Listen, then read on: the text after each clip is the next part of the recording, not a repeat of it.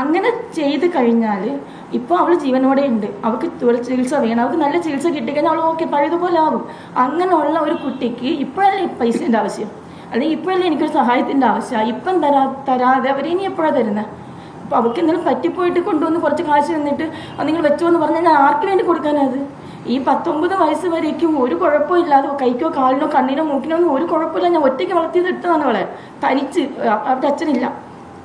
പിന്നെ മെഡിക്കൽ കോളേജിൽ ഗവൺമെൻറ്റിൻ്റെ ഭാഗത്തു നിന്ന് എനിക്ക് പറയാനുള്ളതാണ്, ഗവൺമെൻറ്റിൻ്റെ ഭാഗത്തു നിന്ന് മെഡിക്കൽ കോളേജ് ഹോസ്പിറ്റലിൽ കിടക്കുന്ന 52 ദിവസവും ശരിയാണ് അവർ തന്നെയാണ് ചികിത്സ ചെയ്ത് തന്നത്. അതിൽ 45 ദിവസം ICUലായിരുന്നു. ICU വിട്ട് ഞാൻ അവർ വാർഡിലോട്ട് കൊണ്ടുപോയപ്പോൾ അവിടെ തന്നെ കുറേ ഇഷ്യൂ ആയിട്ട് ഞാൻ ശരിക്കും പറഞ്ഞാൽ അവൾ ICUവിൽ കിടന്ന സമയത്ത് കരയാത്ത ഞാൻ ആ വാർഡിലെത്തിയപ്പോൾ ഞാൻ 3 ദിവസം കരഞ്ഞിട്ട് ഞാൻ പത്രക്കാരെല്ലാം വിളിച്ച് അത് അന്നുണ്ടായിരുന്ന പോലീസുകാർ വിവരം പറഞ്ഞ് ഇങ്ങനെയാണ്, എനിക്ക് പറ്റില്ല. കാരണം അങ്ങനെ ആയിരുന്നു അവിടുത്തെ സാഹചര്യം, എനിക്ക് കിട്ടിയത് അങ്ങനെയായിരുന്നു.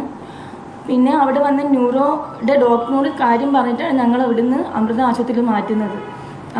അമൃതയിൽ കൊണ്ടുപോകുമ്പോൾ എന്നോട് MD ICUയിലെ ഡോക്ടേഴ്സ് പറഞ്ഞത്, ശ്രീകുട്ടീനെ ഇനിയിപ്പോൾ നിങ്ങൾ വേറെ ഹോസ്പിറ്റലിൽ കൊണ്ടുപോകണ്ട, നിങ്ങൾ നേരെ വീട്ടിൽ കൊണ്ടുപോയാൽ മതി. വീട്ടിൽ കൊണ്ടുപോയിട്ട് വെന്റിലേറ്റർ കാര്യങ്ങളൊക്കെ സൗകര്യമാക്കി ഒരു റൂം റെഡിയാക്കിയിട്ട് നിങ്ങൾ അവിടെ കൊണ്ടുപോയി നഴ്സിംഗ് കെയറിങ് കൊടുത്താൽ മാത്രം മതി. കാരണം അവൾക്ക് ഇനി ഒരു ചികിത്സയില്ല, അവളുടെ ചികിത്സ എല്ലാം കഴിഞ്ഞു. ഇനി നിങ്ങൾ നോക്കിയാൽ മതി. ചിലപ്പോൾ കാലക്രമേണ വർഷങ്ങളെടുത്ത് ബ്രെയിൻ അതായത് അവർ ഞരമ്പ് ഫുള്ള് വലിഞ്ഞ് നിൽക്കുകയാണ്. അത് പഴയതുപോലെ ആവാൻ വർഷങ്ങളെടുക്കും, 5 വർഷമോ 10 വർഷമോ അതിൽ കൂടുതൽ സമയം എടുക്കേണ്ടി വരും. ചിലപ്പോൾ അവൾ ഇങ്ങനെ തന്നെ ആയിരിക്കും, ഇനി ഒരു മാറ്റം ഉണ്ടാവില്ല, ചിലപ്പോൾ ഉണ്ടാവാം. അതൊക്കെ ഒരു ദൈവത്തിൻ്റെ കയ്യിരിക്കുന്നു എന്ന് പറഞ്ഞിട്ട് എന്നോട് പറഞ്ഞതാണ് അവിടുത്തെ ഡോക്ടേഴ്സ്. പക്ഷെ അവരെ കുറ്റം പറയുന്നില്ല, കാരണം അവരെൻ്റെ കുട്ടീൻ്റെ ജീവൻ രക്ഷിച്ചു തന്നു. എങ്കിൽ പോലും ഇനി തുടർ ചികിത്സ എന്ന് പറഞ്ഞത് ഇപ്പോൾ അറിയാത്തത് ഡോക്ടേഴ്സിന് അറിയാമല്ലോ എന്തായിരിക്കും ഇനി അടുത്ത ചെയ്യുന്നത്. പക്ഷെ അവർ പറഞ്ഞു ഒരു ചികിത്സയില്ലാന്ന്. ഞങ്ങളിവരെ എന്ത് മരട്ടേന്ന് കരുതിയിട്ടാണ് ഞങ്ങൾ അമൃതയിൽ എത്തിക്കുന്നത്. അമൃതയിൽ രവിശങ്കർ ഡോക്ടറിൻ്റെ കീഴിലായിരുന്നു ചികിത്സ ഫുള്ളുണ്ടായിരുന്നത്. അവിടെ ഒരു 40 ഓസിയൻ തെറാപ്പി, അതിൽ ഒരാഴ്ച ആ ഫോട്ടോസ് ഒക്കെ എൻ്റെ അടുത്തുണ്ട്. ഒരാഴ്ചത്തെ ട്രീറ്റ്മെൻറ്റ് കഴിഞ്ഞപ്പോഴത്തേക്കും ഞങ്ങളുടെ മുഖത്ത് നോക്കി ഇവിടെ ചിരിക്കാൻ തുടങ്ങി. പിന്നെ പതുക്കെ 40 ഓക്സിജൻ തെറാപ്പി കഴിഞ്ഞപ്പോഴത്തേക്കും അവൾ പൂർണ്ണമായിട്ടും എന്നെ തിരിച്ചറിഞ്ഞു, അവളുടെ ഹസ്ബൻഡിനെ തിരിച്ചറിഞ്ഞു, എൻ്റെ വീട്ടുകാരെ തിരിച്ചറിഞ്ഞു. അതുവരേക്കും ഒന്നും ഇല്ലയെന്ന് പറഞ്ഞ് തള്ളിയതാണ് ശരിക്കും പറഞ്ഞാൽ. ഇനി ഒന്നുമില്ല, നിങ്ങൾ വീട്ടിൽ കൊണ്ടുവന്ന് തന്നെയാണ് എന്നോട് പറഞ്ഞത്. അവിടുത്തെ ചികിത്സ ചെലവെന്ന് പറയുന്നത് ആ സമയത്ത് ആ ഒരു ഡിസംബർ 24-ാം തീയതി 11 മണിക്ക് ഞങ്ങൾ മെഡിക്കൽ കോളേജിൽ നിന്ന് കൊണ്ടുപോയിട്ട് ഡിസംബർ 25-ാം തീയതി രാവിലെ 5 മണിക്കാണ് ഞങ്ങൾ അമൃതയിൽ എത്തുന്നത്. ആ സമയം മുതൽ മാർച്ച് 3-ാം തീയതി ഡിസ്ചാർജ് ആക്കി ഞങ്ങൾ പുറത്ത് വരുന്നത് വരെ ഞാൻ ഒരു ഗവൺമെൻറ്റിനെയും കണ്ടിട്ടില്ല.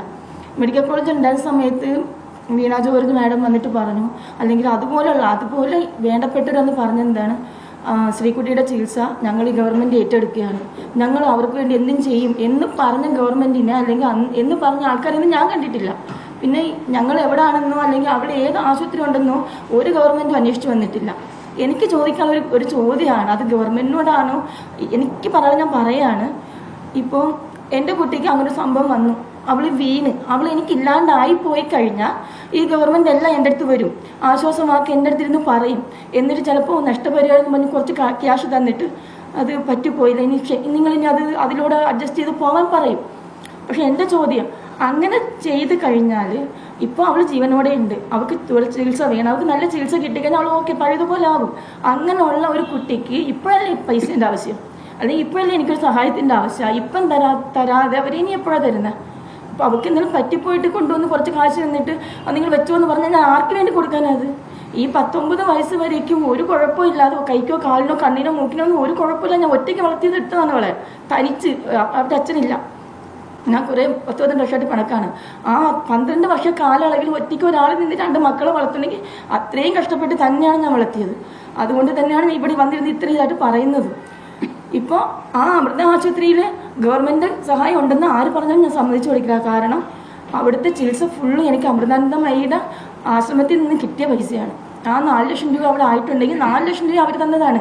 ഞാനാണ് ആ ബില്ല് വാങ്ങിയിട്ട് അവർ ആശ്രമത്തിൽ കൊണ്ടുപോയി സൈൻ ചെയ്ത് മേടിച്ച് ഹോസ്പിറ്റലിൽ ഏൽപ്പിച്ച ഞാനായതുകൊണ്ട് എനിക്ക് ഉറപ്പായിട്ട് പറയാൻ പറ്റും. അവിടുന്ന് ഞങ്ങൾ ഇറങ്ങിയ സമയത്ത് എല്ലാവരും വന്നു, മീഡിയക്കാർ വന്നു, സംസാരിച്ചു, ഞങ്ങൾ പോയി. പക്ഷെ അന്നും അറിയില്ല ഞങ്ങൾ ഏത് ഹോസ്പിറ്റലിൽ പോകണമെന്ന് ആർക്കും അറിയില്ല.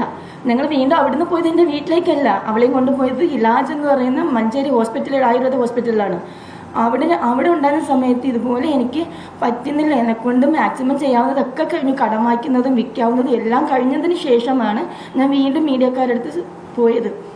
എനിക്കിങ്ങനെയാണ്, എൻ്റെ അവസ്ഥ ഇതാണ്, എനിക്ക് മുൻപോട്ട് പോകാൻ പറ്റുന്നില്ല, ആരെങ്കിലും ഹെൽപ്പ് ചെയ്യാതെ എനിക്ക് ട്രീറ്റ്മെൻറ്റ് മുമ്പോട്ട് കൊണ്ടുപോകാൻ പറ്റില്ല. കാരണം എനിക്ക് സ്വന്തമായിട്ട് വീടോ അല്ലെങ്കിൽ ഭയങ്കര വരുമാനമുള്ള ഒരാളൊന്നുമല്ല, തുച്ഛമായ വരുമാനം കൂടെ ജീവിച്ചു പോയത്. ഇപ്പം ആ ജോലിയും ഇല്ല. ആ സമയത്തും ഔഷധി ഇല്ലയെന്ന് പറയുന്നില്ല, ഔഷധിന്ന് എന്നെ വിളിച്ചിട്ട് പറഞ്ഞിരുന്നു ഫുള്ള് ചികിത്സയും അവർ ചെയ്ത് തരാം, ഫ്രീ ആയിട്ട് അവൾക്ക് ചികിത്സ ചെയ്യാം. പക്ഷേ ഔഷധിയിലെന്ന് പറയുമ്പോൾ നമുക്ക് ആയുർവേദ ചികിത്സയാണ്. ഇപ്പോഴത്തെ അവളെ കണ്ടീഷനിൽ അവൾക്ക് ആയുർവേദത്തിനേയും കാട്ടി വേണ്ടത് ഫിസിയോതെറാപ്പിയാണ്. അതുകൊണ്ടാണ് ഞങ്ങൾ ഇലാജിൽ തന്നെ കണ്ടിന്യൂ ചെയ്തത്.